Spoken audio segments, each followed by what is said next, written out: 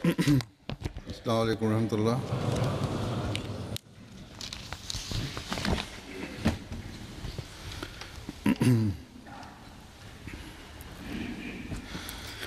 अशहदु अल्ला इलाहा इल्लल्लाह वहदहु ला शरीका लहू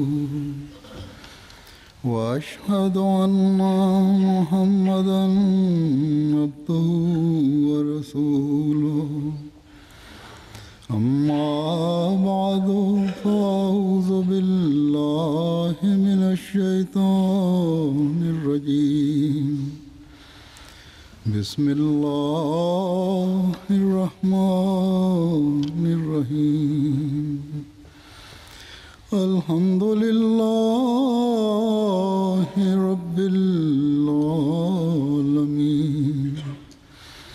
الرحمن الرحيم مالك يوم الدين إياك نعبد وإياك نستعين اهدنا الصراط المستقيم صراط الذين أنعمت عليهم غير المغضوب عليهم ولا الضالين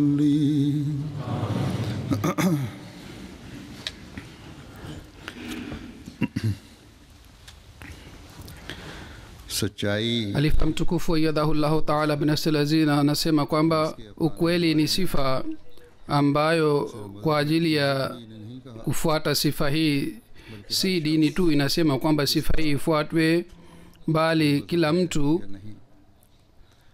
asiye na dini au anakuwa na dini anakuwa anasema kwamba sifa hii lazima mtu anatakiwa awe. Lakini tunapochunguza pamoja na hayo yote, pamoja na kusema hivi kwamba kila mtu anatakiwa awe na sifa hii,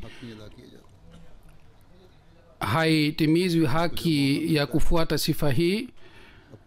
Yeyote anayetaka nafasi wakati wote kwa ajili ya maslahi ya nafsi yake anategemea uongo. Kuanzia maisha ya mtu binafsi na mpaka uhusiano na watu wengine, inasemwa kwamba mtu anatakiwa awe na sifa hii ya ukweli. Lakini wakati unapofika watu wanafanya kinyume na sifa hii ya ukweli kwa ajili ya kupata faida ya nafsi zao, hata katika mambo madogo madogo wao wanategemea uongo na ukweli ule ambao unaitwa kauli sadid haifuatwi. Katika hali hii, katika biashara, ni idadi kubwa ya dunia inategemea uongo katika biashara. Katika uhusiano wa jamii, mara chungu mzima watu wanategemea uongo. Katika siasa ya nchi pia ukweli unaangamizwa. Na katika uhusiano na nchi mbalimbali pia watu wanategemea uongo.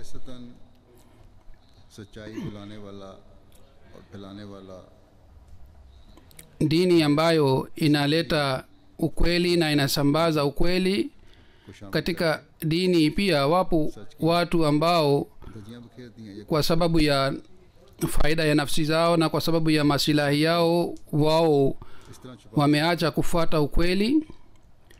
Wao wanasema ukweli ufichwe kiasi hiki kwamba usionekane tena.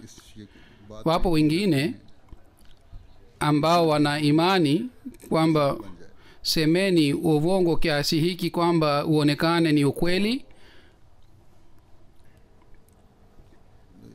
सच जो है वो झूठ बन जाए और झूठ जो है वो सच बन जाए। na ukweli uonekane uongo na uongo uonekane ukweli. और बेबाकी Kutokuwa na haufu hii हर सतह पर पामाल करने की इसलिए पैदा हो गई है ina कि खुदा ताला पर यकीन नहीं रहा। inakinyaga ukweli chini ya miguu, kwa sababu watu hawamwogopi Mwenyezi Mungu na watu hawana imani na yakini juu ya Mwenyezi Mungu.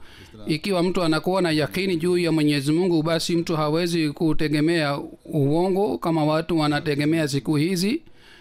घरों में नाचातियाँ Katika maisha ya binafsi कि सच्चाई से काम नहीं लिया जाता। ikhtilafu inapatikana nyumbani kwa sababu ukweli hautumiki nyumbani, na kwa sababu kutokuwa na ukweli nyumbani, बात नहीं करते mume और जब बच्चे haamini mke wake na mke haamini mume wake, na watoto wanapoona kwamba wazazi mara chungu mzima wanasema uongo, na watoto pia wanakuwa na tabia hii ya kusema uongo, गलत कामों में पड़ जाती है। वो इसलिए kizazi cha siku hizi ambacho kinaanza kufanya maovu पर भागते हैं। ni kwa sababu ya hii kwamba uongo wa nyumbani unawafukuza unaoingiza katika maovu. सच्चाई की कदरें पैदा करने के Katika hali hii, उसे badala ya घर जायल कर रहे हो। kuingiza ukweli katika kizazi chetu cha siku hizi, katika यही हाल majumbani kadhaa wazazi wanaharibu na wanaingiza uongo. जैसे कि मैंने कहा Vile vile kuna uongo wa biashara.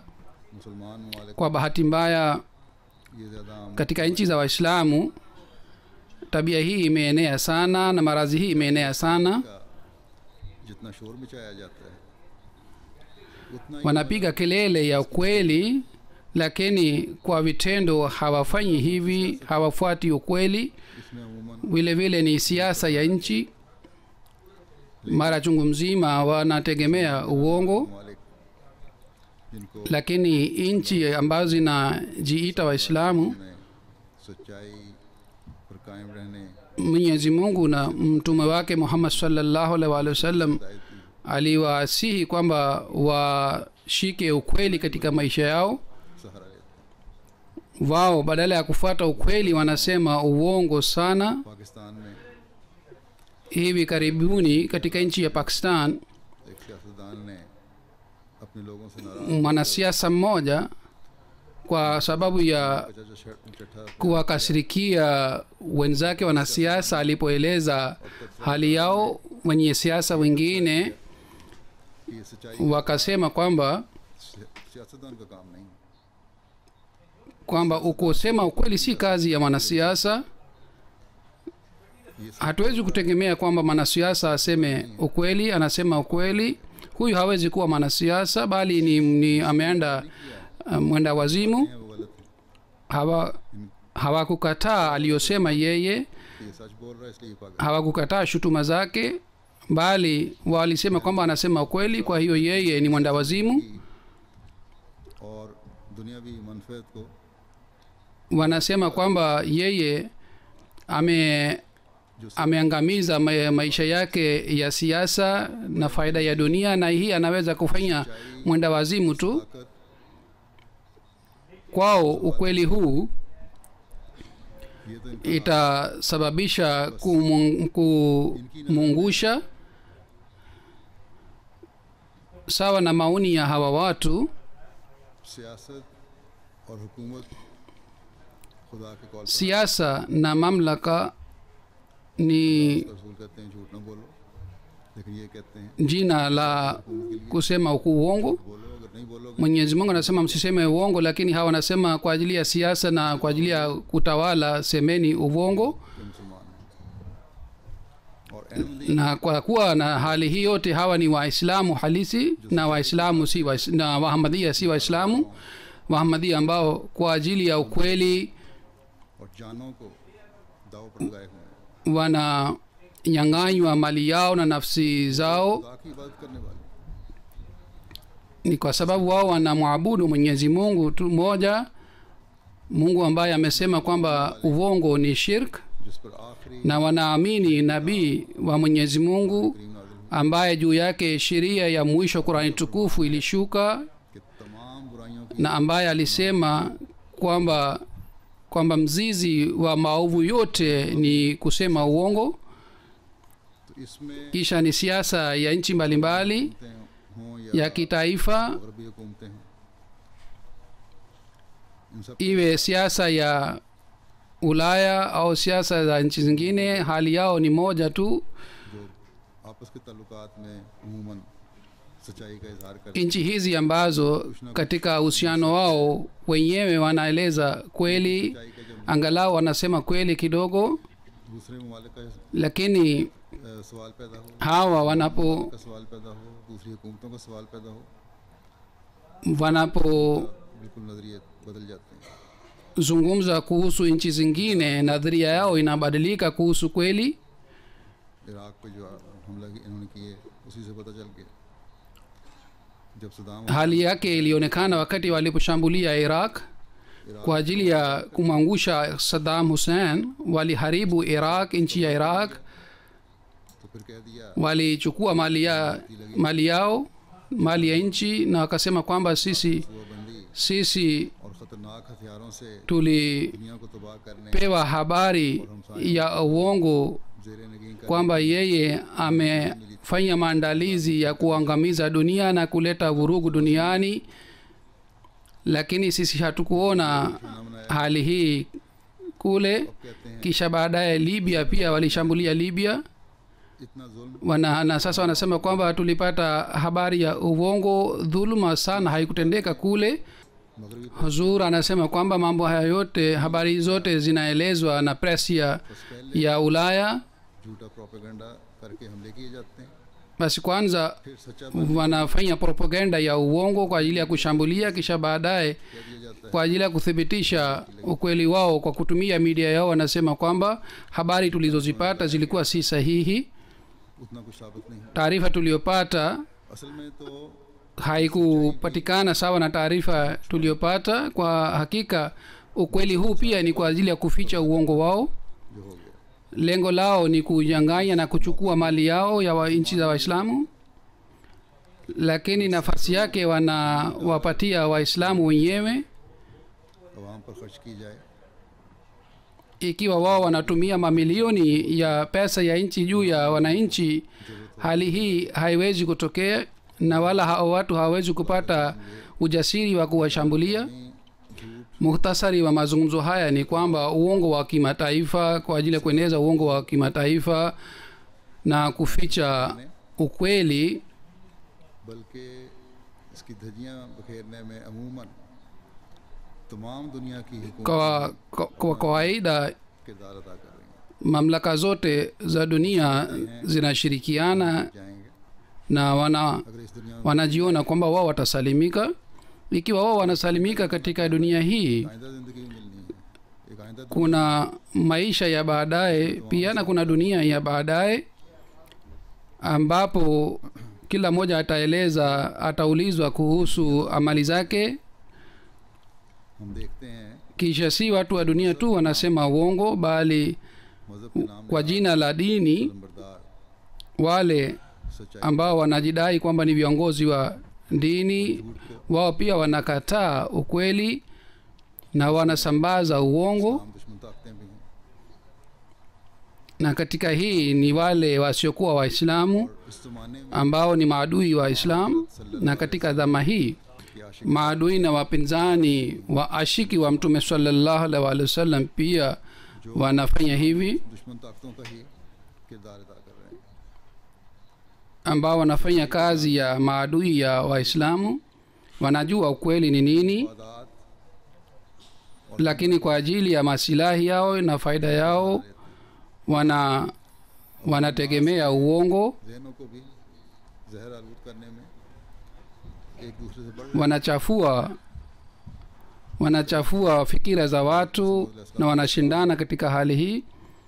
Wapo wengi ambao Qutub और लिटरेचर पढ़कर दर्स wanasoma vitabu vya Sayyidina Alayhi salatu wasalam na vitabu vya jumuiya, kisha wanatoa darsa na wanatoa hutuba. पास मुखालिफीन इस्लाम को kwa sababu करने के लिए कोई kwa ajili ya kuziba midomo ya maadui wa Islamu. Hawa watu hawana dalili zozote ikiwa hawasomi vitabu vya jumuiya. इस्लाम का दिफा Katika zama hii ni Sayyidina alayhi salatu wasalam ambaye kwa ajili ya kulinda Islam कि जिसको ametumia dalili na hoja ambayo hakuna anayeweza kukataa hoja hii na dalili hii, lakini kwa ajili ya kuwadanganya watu wanasema kwamba Sayyidina alayhi salatu wasalam nauzubillah yeye ni mwongo. खुद पहले ही मैं एक दो जिक्र कर चुका हूँ, किसी ने बताया Nimeshawahi kueleza kwamba mtu mmoja aliniambia, si mara kuhusu mtu mmoja au wawili, bali kuhusu watu mbalimbali.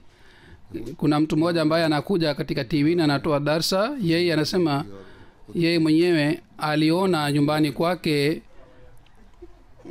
tafsiri kabiri ya Sayyid Muslim Maud radhiyallahu ta'ala anhu. करते हैं Si alikuweka vitabu hivi nyumbani kwake si kwa ajili ya kutafuta shutuma, bali कि yeye से फ़ायदा उठाकर anasoma करते हैं। vitabu hivi na kisha anatoa darsa.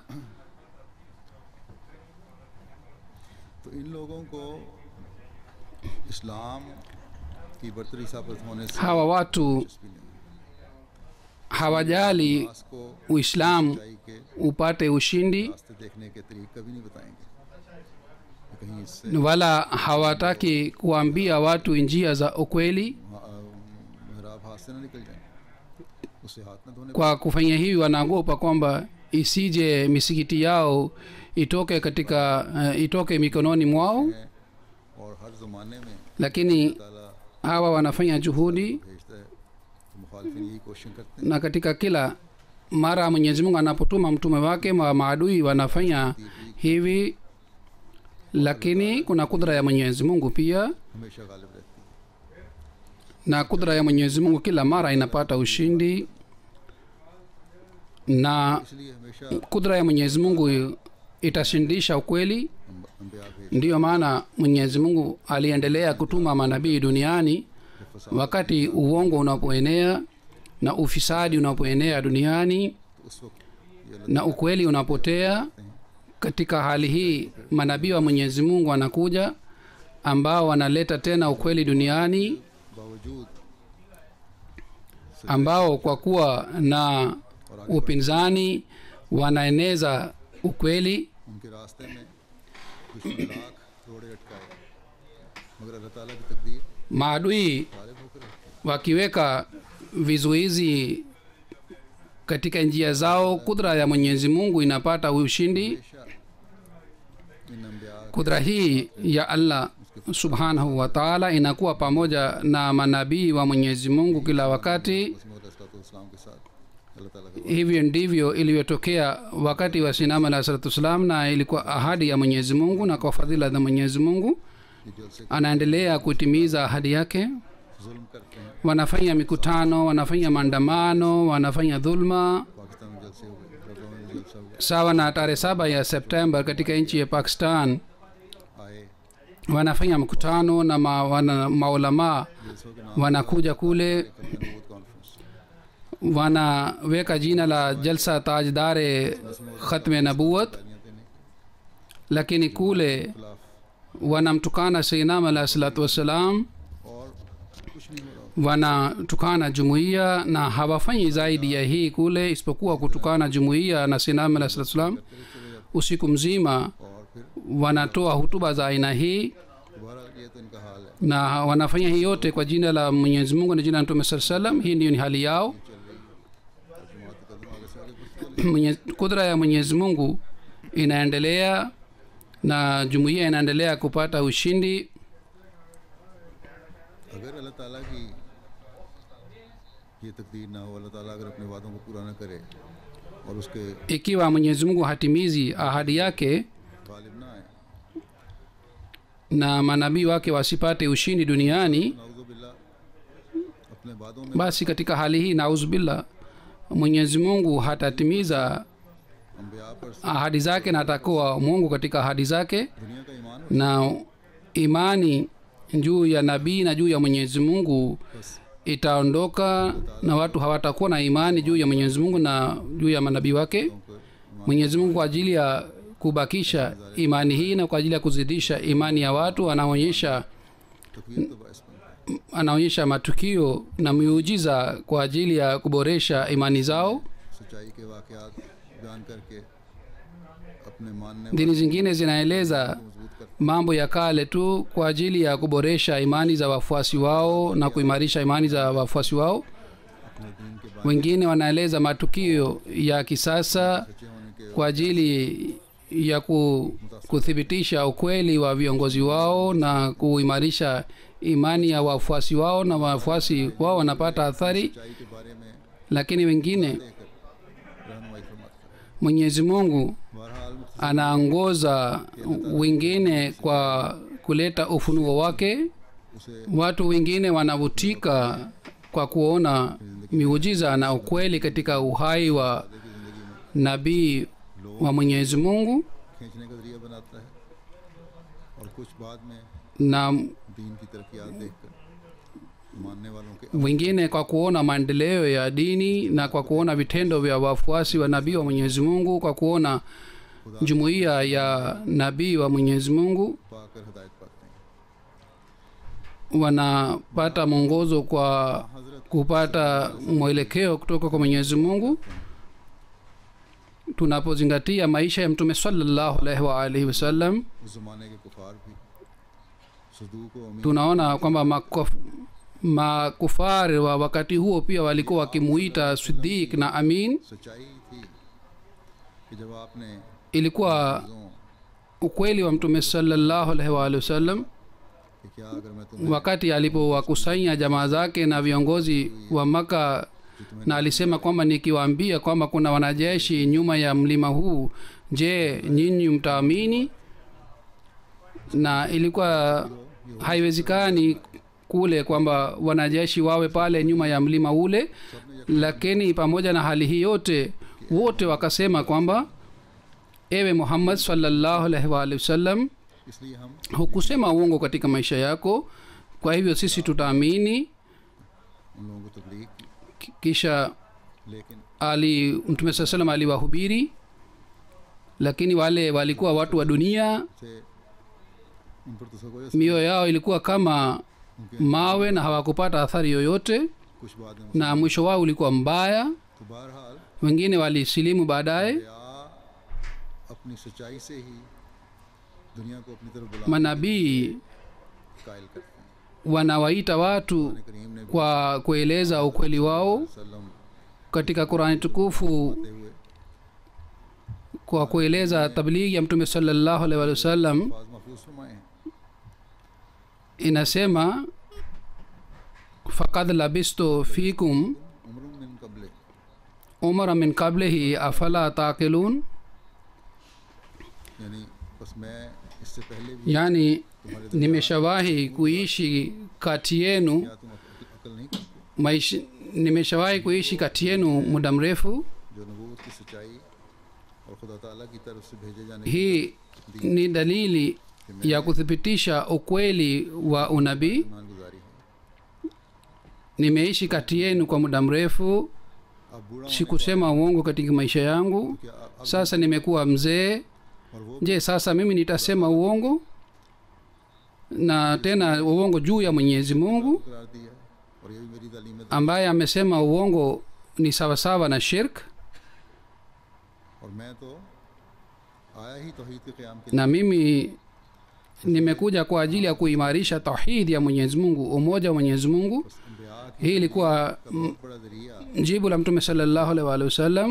उनकी सच्चाई का इजहार होता Silaha ya tabligh ya mahubiri ya nabii ni silaha ya ukweli wao है। सच्चाई katika maisha yao yote. चमक होती है, Ukweli इसका हवाला unaonekana वो अपनी तबलीग करते हैं, अपना पैगाम पहुंचाते kwa kueleza hali hii ya ukweli, wanasambaza dini na wanafanya mahubiri. Sayyidina alayhi salatu wassalam pia alipata ilham hii, walakad labistu fikum umra min qabli afala taqilun, हैं। तक तो मैं रहता रहा हूँ, क्या तुमको अकल नहीं? nimeshawahi kuishi kati yenu kwa muda mrefu. मसीह में हज़रत मसीह अलैहि सलाम फरमाते हैं कि करीबन Kuhusu hii Sayyidina alayhi salatu wassalam anasema katika Nuzulul Masih, ताला ने मुझे takriban 882 mwenyezi mungu alinipatia ufunuo huu lakad labistu fikum umur min qablihi afala taqilun Alimul गैब खुदा ने na katika बात की तरफ इशारा किया ufunuo huu mwenyezi mungu मुखालिफ aliashiria तेरी सवाने kwamba पर दाग नहीं लगा सकेगा चुनाचे mhalifu na mdui hataweza 60 साल kukulaumu sasa umri wangu ni miaka 65 sasa नजदीक रहने वाला hakuna हमारी गुज़श्ता से anayeishi hapa anayeishi mbali hawezi बल्कि गुज़श्ता से hawezi kuthibitisha अल्लाह ताला ने uchafu wote katika maisha yangu दिलवाई जैसा कि मौलवी मोहम्मद हुसैन साहब ने नाहिद पुरजोर अल्फाज mwali muhammad hussein batalvi alisema सुना में कई katika gazeti lake ishatu sunna की तारीफ की है और दावा किया है alisifu familia yangu की निस्बत मुझसे ज़्यादा कोई बात na alidai और फिर इंसाफ की बात kwamba hakuna anayejua zaidi kuhusu familia hii zaidi ya mimi बस एक na amesifu sana पीर की बुनियाद का बात basi पेशगोई mpinzani ambaye ni mwanzilishi Mossadegh है wa uadui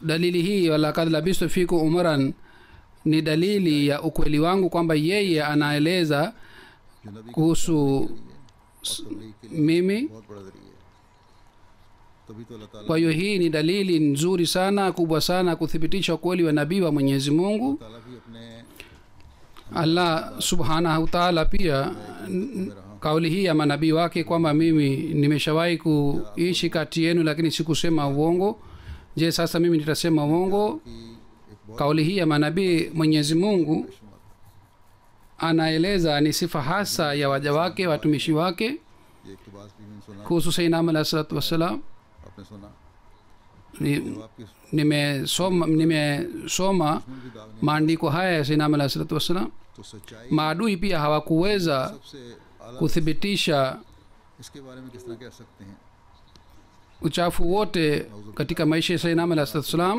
मौलवी जो जो इतराज़ करने वाले जो मर्जी कहते रहे na maulamaa wa siku hizi ambao करते हैं wanaleta shutuma लेकिन किसी बात को je साबित नहीं कर सकते wanaweza kuthibitisha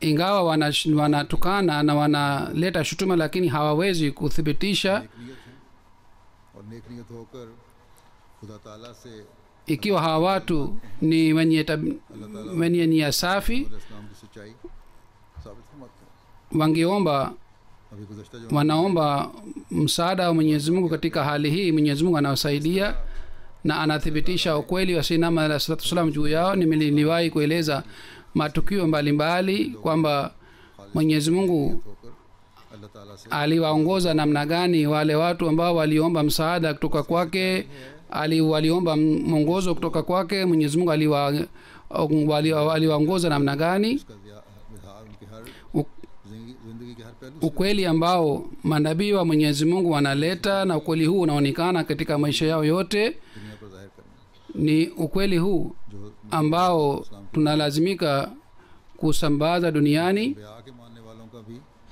काम है कि जिस wale wanaoamini manabii wa mwenyezi mungu pia ni jukumu lao दुनिया को बताएं kwamba kuhusu लाएं ukweli wao ukweli wa nabii wao waeleze duniani सच्चाइयों का मरकज यही वो बात islam ni dini ya mwisho जो अपनी तालीम को असली हालत में पेश कर ni dini pekee ambayo inaeleza mafundisho sahihi katika hali yake ya sahihi duniani जिसमें अभी तक hii ni dini moja tu ambayo अपनी असल हालत में मौजूद है और इंशाल्लाह क़यामत तक मौजूद रहेगी kitabu chake kipo katika hali yake ya asili na itabaki mpaka siku ya kiama na kitabu hiki ni qurani tukufu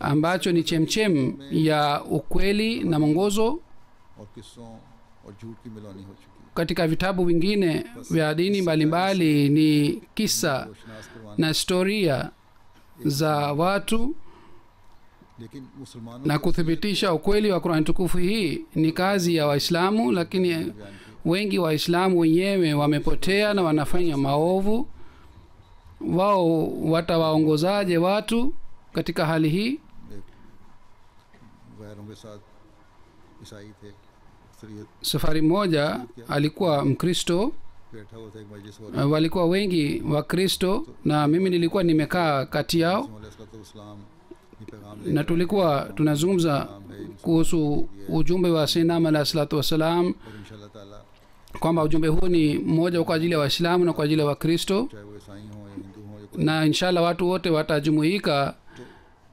chini ya mkono wake. एक बात की Yule mkristo akasema, किसी यूनिवर्सिटी का प्रोफेसर था लेकिन मजहब से उसका labda alikuwa professor, पहले alikuwa मुसलमानों की इस्लाम mwenye dini, फिर हमारी akasema kwamba murekebishe kwanza hali waislamu kisha baadaye muturekebishe sisi wakristo. Nilimjibu yule, कि मुसलमान lakini huu ni ukweli और मुसलमानों kwamba kuna haja ya kurekebisha hali ya waislamu kwa sababu ya waislamu लेकिन बहरहाल hawa मसीह tunaona fedheha. ताकि मुसलमानों की भी इस्लाम Lakini Sayyidina alayhi salatu wassalam alikuja kwa ajili ya kurekebisha hali ya waislamu, वसल्लम ने ये भी हुक्म फरमाया था कि जब na kwa ajili ya waislamu Mtume sallallahu alaihi wasallam alisema Imam Mahdi atakapokuja mumfanyie bayati yake hata kama mnaenda kwa magoti yenu. लेकिन हम अहमदी जो आ हजरत सल्लल्लाहु अलैहि Lakini sisi wanajumuiya ambao tunadai kwamba sisi ni wafuasi wa ashiki wa Mtume Muhammad sallallahu alaihi wasallam, दुनिया को पहुंचा sisi लेकिन किस तरह tunalazimika kupeleka ujumbe huu wa kweli duniani. Lakini namna gani? Kwanza sisi wenyewe tutathibitisha kwamba sisi ni wa kweli. में सच की मिसालें पेश करके दी Manabii walitoa mifano yao इंतहाई मामला mbele ya watu wengine झूठ नहीं बोला ya किसी इंसान से maisha ya ताल्लुक में ukweli, kwamba hawakusema uongo mbele ya hawakusema uongo katika maisha yao. Sisi tunatakiwa tuwe na maisha ya aina hii है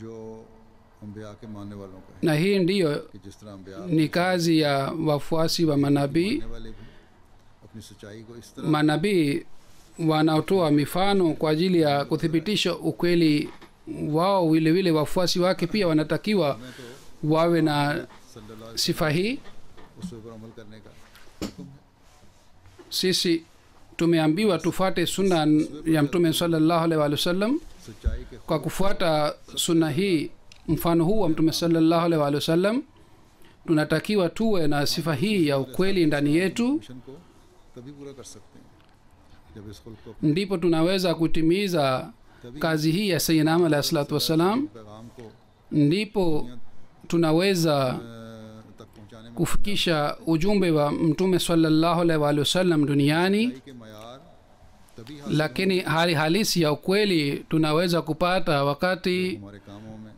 हमारी बातों में katika vitendo vyetu, katika mazungumzo yetu, हर तरफ हर kila mahali हम अपनी हमारे कामों में हमारी बातों में बरकत तभी पड़ेगी baraka itapatikana katika kazi zetu na katika हर सतह पर खुद अपनी maneno yetu wakati sisi wenyewe सच्चाई में ढालेंगे katika maisha yetu tutakapofuata ukweli, जिंदगी से लेकर हमारी बाहर की kuanzia maisha yetu ya nyumbani माहौल है mpaka maisha yetu ya nje. एक मिसाल होगी तभी हमारी बातों Ikiwa mfano ukweli wetu utakuwa mfano, ndipo itakuwa athari katika maneno yetu, दूसरे ndipo hulka zetu अहमदियत और इस्लाम के na ukweli wetu करीब लाएंगे utaleta athari बस इसके लिए हमें kwa wengine na watu watavutika कोशिश करनी katika Ahmadiyya. Kwa ajili hii tunatakiwa tufanye juhudi सच्चाई से सजाना होगा अगर हम na tuboreshe vitendo vyetu kwa ukweli.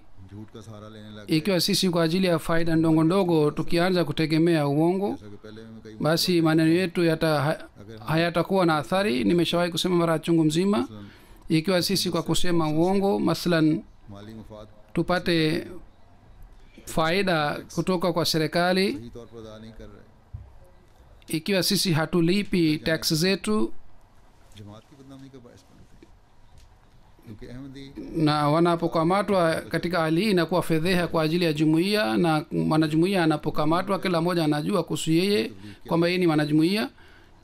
किस तरह Ikiwa fedheha inapatikana, basi hatuwezi kufanya mahubiri katika hali hii. Namna gani tutathibitisha kwamba का दावा है कि अहमदी बुराइयों में मुलव्वस नहीं होते, kwamba कानून के पाबंद mimi बाकी nahusika na jumuiya क्योंकि उन्होंने ambayo ni शख्स की jumuiya ya ukweli, जो दुनिया की रहनुमाई के लिए आया है, तो साबित करना मुश्किल हो जाएगा। na wale wote wafuasi wake wanasema kweli, basi katika hali hii itakuwa ngumu sana kuwahubiri watu wengine. तो बहुत Kwa ajili ya kuthibitisha अमलों को दुरुस्त करना होगा, छोटी छोटी बातों का ख्याल रखना होगा।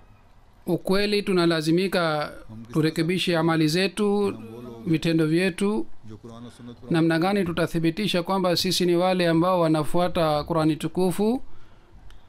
बस हमें अपनी ज़ाती इस्लाह की तरफ भी इस काम Basi जमात tuna, नामी के लिए बहुत कोशिश tunatakiwa tujirekebishe hali zetu kwa ajili ya kusambaza kazi hii ya jumuiya. अपने आप को हम Uongo unapokamatwa, बल्कि जमात sisi tunajitia katika shida, bali tunasababisha kuleta fedheha kwa ajili ya jumuiya na Islam. Kisha kuna hulka zingine mbaya. Kwa mfano, vijana wengine wanakuwa na marafiki mabaya. मैंने अर्ज़ किया Kisha ni uhusiano wa mume na mke, na baadhi wakati kesi inafika kwa polisi तो बहरहाल na सब चीज़ें जमात mtu mmoja anasema uongo katika kule, na mambo haya yote yanakuwa fedheha, yanaleta fedheha kwa ajili ya jumuiya na inaleta athari mbaya katika jamii, na kwa sababu ya hii inakuwa ngumu kufanya mahubiri. आदत पड़ जाए तो जमात के अंदर Kisha ikiwa mtu anaanza kusema uongo katika hali hii, katika jumuiya pia anategemea uongo. झूठ से हर मामले में बेबरकती पड़ती चली Kisha kwa sababu ya uongo huu baraka inaondoka, haipatikani tena. भी बच्चों पर बुरा असर पड़ रहा होता है।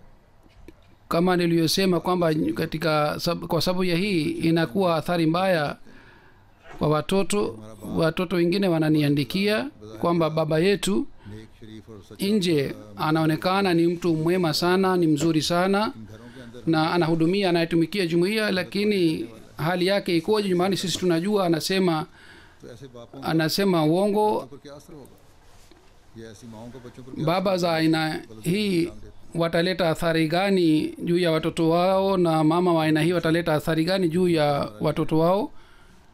कि हम Ikiwa wanapoulizwa wategemea uongo, wanasema sisi tupo sawa, mambo yote ni sawa. असर नहीं होता Watu wa aina hii wakifanya mahubiri, basi हो रहा, जिन्हें घरों haiwezi kuwa na athari.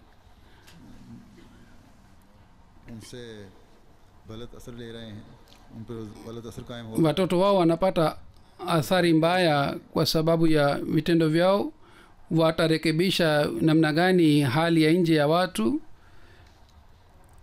बस इस बात का हर अहमदी को बहुत ज़्यादा ख्याल रखने की ज़रूरत है।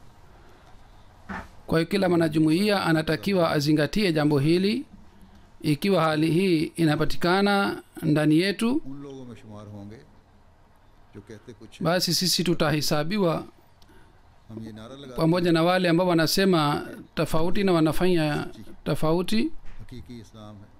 हम ये नारा लगाते हैं कि मोहब्बत Ikiwa sisi tunasema kwamba Ahmadiyya ni kweli, na tunasema mapenzi kwa wote, si chuki kwa yeyote, वहाँ सच्चाई कायम करें। na tunalazimika tuwapatie watu wa familia mapenzi, tulete ukweli nyumbani kwetu, na tuwapatie mapenzi jamaa zetu, na tuwapatie mapenzi wanajumuiya, na tuwapatie mapenzi katika jamii. इससे आगे सच्चाई फैलती चली जाएगी। Mapenzi yatakapoendelea kuenea, ukweli pia utaendelea kupatikana. Pengine kusema kwamba sisi ni wa kweli na sisi ni watu ambao tunapenda itakuwa maneno tu. रहे हों कि आओ और सच्चाई Ikiwa nyumbani kwetu utulivu haupatikani, na tunawaita watu wengine kwamba kubalini ukweli huu, mtapata utulivu, और अपने हम na sisi tunawahubiri watu wengine mapenzi, na kule sisi hatuwatendei vizuri majirani yetu करीम में हमसाये का सबसे ज़्यादा हक लिखा है इस्लाम में सबसे ज़्यादा हक ambaye jirani amepewa haki sana हज़रत मसीह katika Qur'an tukufu फरमाते हैं कि तुम्हारा दीनी Sayyidina Muhammad sallallahu alaihi wasallam anasema कि सिर्फ घर से घर जो kwamba ndugu yenu wa dini ni jirani yetu उसका हक अदा करो kila mwenye dini ni jirani yenu kwa hivyo mtimize haki yake मजबूत जोड़ना ikiwa sisi ni wa kweli वरना हमारी basi kuna haja ya kujiunganisha vizuri na kuwa na mapenzi pengine mahubiri yetu hayatakuwa na baraka Mwenyezi Mungu anasema ya ayyuhallazina amanu lima takuluna ma la tafalun तुम वो बातें क्यों कहते हो जो करते नहीं क्योंकि अगर तुम्हारे अमल enyi mlioamini mbona mnasema msiyoyatenda तो ये मुनाफिकत ikiwa vitendo vyenu havivi sawa na msemo wenu basi hii pia ni unafiki बेबरकती na katika hali hii baraka haiwezi kupatikana na baraka itaondoka katika hali hii अपने कौल और फेल के तजाद से दागदार न करो msiharibu imani yenu kwa जिस सच्चे और कामिल नबी के kusema uongo सादिक के साथ तुम जुड़ गए हो या जुड़ने का दावा करते हो उसके साथ mnadai kwamba umejiunga होगा na जब कोई तुम nabii wa Mwenyezi Mungu के शख्स mtajiunga naye wakati mtu yeyote asiseme kuhusu yenu kwamba nyinyi तो जिसके साथ au wewe ni mwongo जुड़कर ये सच्चाई का ikiwa ऐलान कर रहा है और हर कहने yeye ni mwongo खुद झूठा है na साथ जुड़कर इस सच्चाई का ऐलान कर रहा है तो उसकी सच्चाई भी मोहल्ले ने yule ambaye anadai kwamba anajiunga naye फरमाया है yeye pia si mkweli ndio maana Sayyidina Muhammad sallallahu alaihi wasallam amesema kwamba msitufedheheshe kwa kutujiunga nasi की tunatakiwa tukumbuke का हथियार है जो हम kwamba kwa ajili ya ushindi wa jumuiya ni silaha ya ukweli ambayo tutatumia सच्ची है कुरान करीम hakuna shaka kwamba mafundisho ya Islam ni sahihi na kweli na Qur'an tukufu ni kweli हाँ हजरत na Qur'an tukufu itabaki mpaka siku ya kiyama और अब कोई नई Mtume sallallahu alaihi wasallam ni nabii तरफ से नहीं होता wa mwisho mwenye sheria hakuna sheria ingine sasa ambayo itashuka kutoka kwa Mwenyezi Mungu उसमें कोई शक नहीं कि हजरत सल्लल्लाहु अलैहि वसल्लम के hakuna shaka kwamba mtume सच्चा है आप ही मसीह और महदी माऊद kwamba ashiki wa mtume sallallahu alaihi wasallam इस्लाम की ni mkweli katika madai yake अहमियत की तरक्की से वाबस्ता है लेकिन इस na maendeleo ya Islam yatapatikana kwa sababu ya maendeleo ya jumuiya kwa ajili ya kuwa sehemu ya maendeleo haya na kwa sababu ya kueneza ukweli ni jukumu la wanajumuiya करने हैं na kwa ajili ya kutekeleza jukumu hili tunatakiwa tuwe wa kweli katika vitendo vyetu इस तालीम की तबलीग na vitendo vyetu viwe sawa na mafundisho ambayo tunayosambaza duniani इंशाल्लाह अगर हमने ikiwa sisi tunataka kuwa sehemu ya ushindi ule जिसका वादा wa Islam ikiwa sisi tunataka हजरत सल्लल्लाहु अलैहि वसल्लम के sehemu ya ushindi wa ashiki wa mtume Muhammad sallallahu alaihi wasallam अपना मुहासबा करने की ज़रूरत basi katika hali hii tunatakiwa tuendelee kutujichunguza kila wakati kwamba tupo wa kweli kiasi gani katika nyumbani kwetu katika jamii yetu katika mazingira yetu katika mambo yetu ya jumuiya na katika mambo yetu ya dunia tunatakiwa tujichunguze वाले हैं ikiwa hali si nzuri Ahmadiyyat व गलबा तो basi tunatakiwa tufikirie bila shaka ushindi wa jumuiya utapatikana लेकिन na sisi tunashuhudia ushindi huu katika maisha yetu इस गलबे lakini wale ambao hawatimizi haki ya ukweli hawawezi kuwa sehemu ya ushindi huu गौर करने का मुकाम है basi hii ni fikira इस बात jambo la kufikiria kwa ajili ya wanajumuiya wote हम किस तरह अपने अमलों को tufikirie kwamba baada ya kupata ukweli namna gani tunaweza kutakasa vitendo vyetu katika uongo चाहिए कि झूठ शिरक tunatakiwa tuzingatie kila wakati kwamba uongo ni shirk और इसे wanajumuiya ambao कुर्बानियाँ दी kwa ajili ya kueneza ukweli वो असल में wamejitolea खिलाफ कुर्बानियाँ दे रहे हैं kwa hakika wao wanajitolea dhidi ya shirk हुकूमत दुनिया में कायम करने के लिए कुर्बानियाँ दे रहे हैं wao wanajitolea kwa ajili ya kuleta umoja wa Mwenyezi Mungu duniani कि इस बात के खिलाफ कुर्बानियां दे रहे हैं wao तुम जिंदगी wanajitolea dhidi ya अपने मालों को महफूज mamulla अगर तुम अपने बच्चों के ambao wanasema ikiwa mnataka uhai, ikiwa mnataka mali, ikiwa mnataka utulivu watoto wenu, mwache ukweli na mufuate uongo na mtufuate sisi. Hawa wanajumuia wanaojitolea katika nchi ya Pakistan, sisi ambao tunaishi nje ya Pakistan, pia ni jukumu letu kwamba kila mwanajumuia ambaye anaishi vizuri, ana utulivu katika maisha yake, ni jukumu lake kwamba aboreshe ukweli wake और जब हम नेक नियति से kiasi hiki kwamba uongo uangamie. Kwa ajili ya kupata lengo hili, ikiwa tutafanya juhudi kwa nia safi, bila shaka uongo utakimbia. Abu सुफियान ने फतह मक्का के मौके पर Abu Sufyan wakati wa ushindi wa Makka यही अर्ज किया था कि अगर हम सच्चे होते alimwambia Mtume sallallahu alaihi wasallam, ikiwa sisi tungekuwa wakweli na miungu yetu wangekuwa wakweli किसी कुदरत के मालिक na wangekuwa na nguvu na wangekuwa na kudra, आप मक्का से निकले थे basi sisi kwa basi ख़त्म करने की जो कोशिशें हैं katika hali ya maskini uliotoka katika Maka, आज आपकी जगह हम बैठे होते लेकिन हमेशा की तरह na leo साबित हो गया sisi tungekuwa tumekaa mahala pako. मामले में Jinsi wewe uliendelea kueleza ukweli katika maisha yako, jinsi wewe के अलावा और कुछ uliendelea आज ये साबित हो गया kusema maneno ya kweli, कि सच और सिद्ध यही leo imethibitika kwamba कौन का tangazo lako उसकी इबादत करो limetimia, जिंदगी का हक अदा करो kwamba ni Mungu mmoja, mfanye ibada yake, आपका ये ऐलान भी सच्चा है yeye ni Mungu mkweli. Bila shaka tangazo lako hili pia lilikuwa kweli, और उसके मानने na bila shaka Mwenyezi Mungu wa Islam ni mkweli na wafuasi wake ni wa kweli. कि मैं भी कलमा पढ़ता हूँ Kwa hiyo Abu Sufyan alisema mimi pia natamka shahada बस ये थे वो na akasilimu. नमूने जो दुनिया ने देखे Hii ilikuwa mifano ya kweli ambayo dunia ilishuhudia, हक की दहलीज पर ला डाला mifano ambayo iliwavuta watu maadui सल्लम na walikuwa Waislamu. अजीम फसाद की हालत में देखा और सच्चाई के नूर से इस फसाद Jinsi Mtume sallallahu alaihi wasallam alikuta dunia katika ufisadi na aliwafanya kuwa watumishi wa Mwenyezi Mungu, कुफार मक्का के na washirikina walianza kufuata tauhid, सच्चाई ने और अल्लाह ताला के वादों ने पारा पारा कर दिया आज na uongo ulivunjwa na ukweli.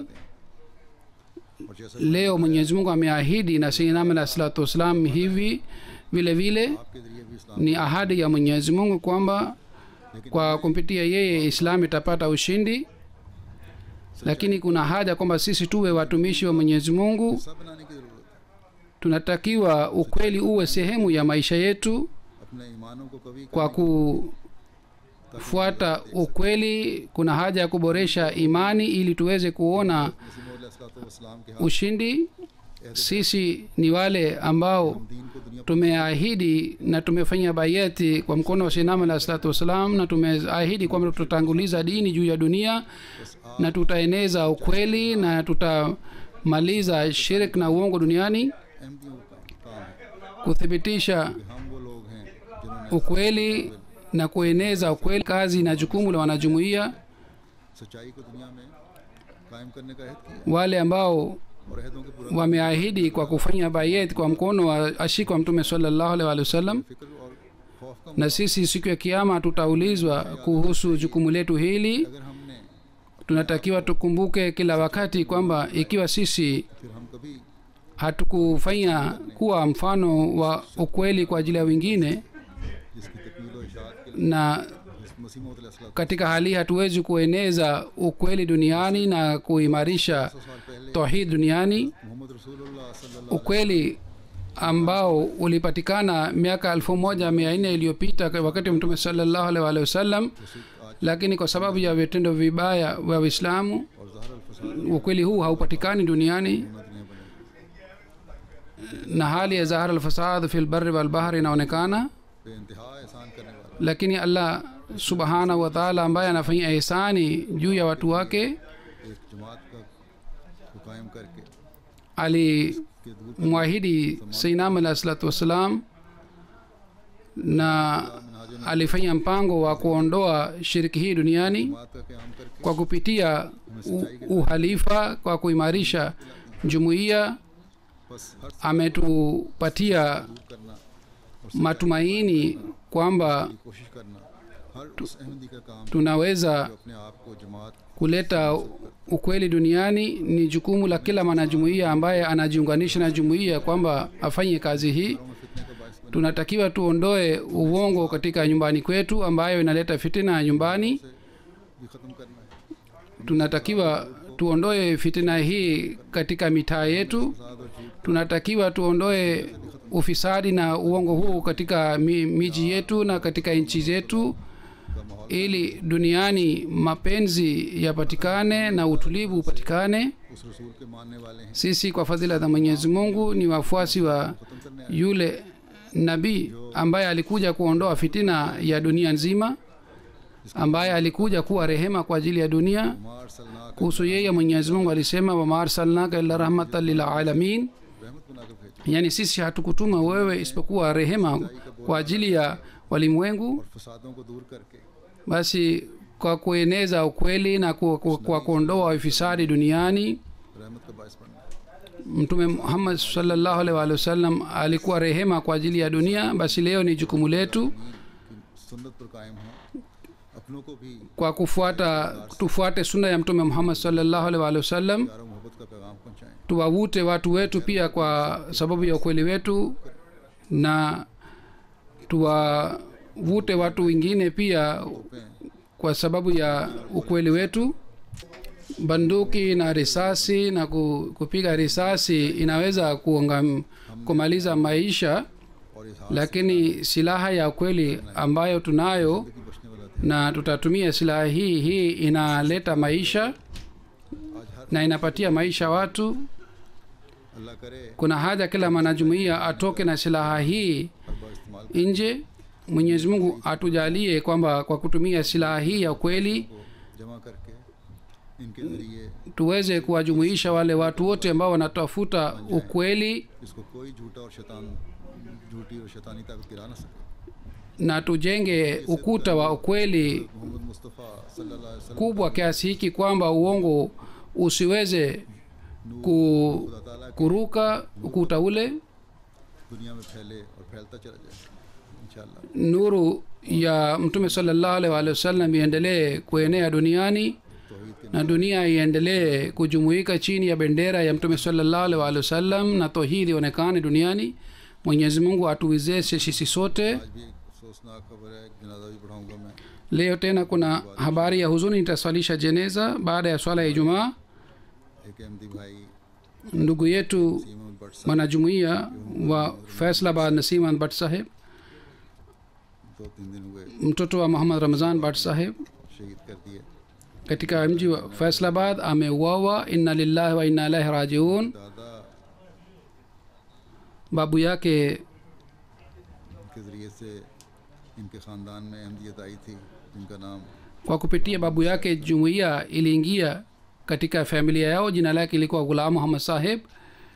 उनको हज़रत खलीफत मसीह सानी रज़ियल्लाहु अन्हु के दौर में बैत की सादत हासिल। Yeye alijiunga wakati wa alifa mtukufu wa pili. Naseem अहमद भट्ट साहब 1957 में फैसलाबाद में पैदा Nasiman Bhatt Saheb alizaliwa mwaka 1957 katika mji wa Faisalabad. Alikuwa mwanajumuiya kwa kuzaliwa रोज़ इतवार को नामालूम अफराद आपकी tarehe 4 wa Septemba, siku ya Jumapili. और फायरिंग करके Maadui waliruka ukuta ya nyumbani kwake na wakapiga risasi na wakamuua. Inna lillahi wa inna ilaihi rajiun.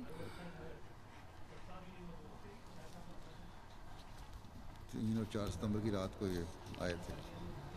Ilikuwa huzuri anasema ilikuwa usiku wa tarehe 3 na 4 ya Septemba. तो बाहर सहन में आपको उठाया और आपको Alikuwa amelala nyumbani kwake. 2 fire Maadui wakaja wakamwamsha na wakampiga risasi.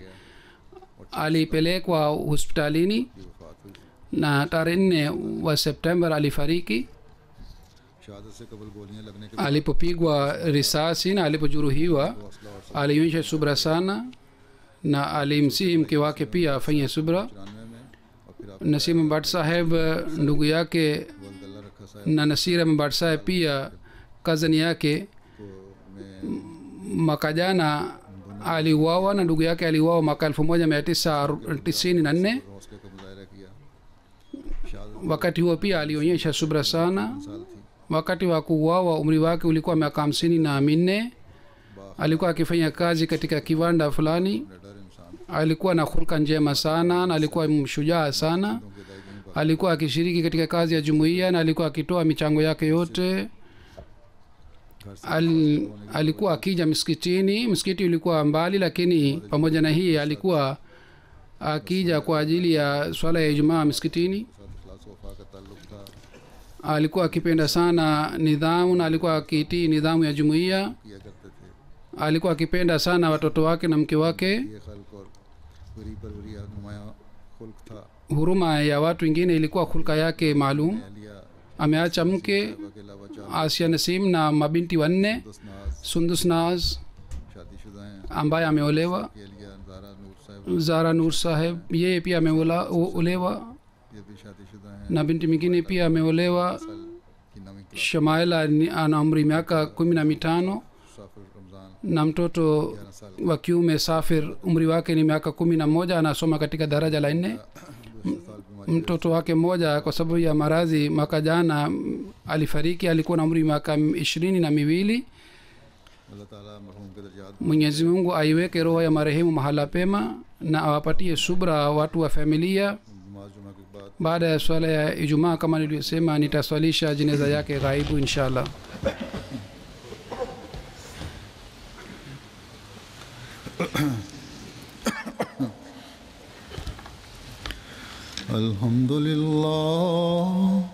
الحمد لله نحمده ونستعينه ونستغفره ونؤمن به ونتوكل عليه ونعوذ بالله من شرور أنفسنا ومن سيئات أعمالنا من يهده الله فلا مضل له ومن يضلل فلا هادي له ونشهد أن لا إله إلا الله ونشهد أن محمدا عبده ورسوله ये शहीद हुए हैं इनके 2 दिन बाद Zura anasema kwamba भी हमारे एक katika mji wa Faisalabad जमात के सेक्रेटरी मुरामा थे sekretari amuriama wa jumuiya yetu pia alipigwa risasi और 4 गोलियां उनको लगी हैं alipigwa risasi 4 amelazwa hospitalini na hali yake sasa kidogo ni nafuu fanyeni maombi kwa ajili yake mwenyezi mungu amjalie afya njema हड्डियां उनकी काफ़ी mishipa yake काटी हैं कुछ मरम्मत की गई हैं ilikatwa sana kwa sababu ya kupigwa risasi इसी तरह कल vile vile jana लाहौर में एक एम katika mji wa lahore को कार रोक के फायरिंग करने की कोशिश की गई लेकिन alisimamishwa alikuwa katika gari lake na alipigwa risasi lakini amesalimika तौर पर बहुत दुआ करें अल्लाह ताला उनसे upinzani umezidi sana fanyeni maombi sana kwa ajili ya wanajumuiya wanaishi katika pakistan عباد الله رحمكم الله إن الله يأمركم بالعدل والإحسان وإيتاء ذي القربى وينهى عن الفحشاء والمنكر والبغي يعظكم لعلكم تذكرون اذكروا الله يذكركم وادعوه يستجب لكم ولذكر الله أكبر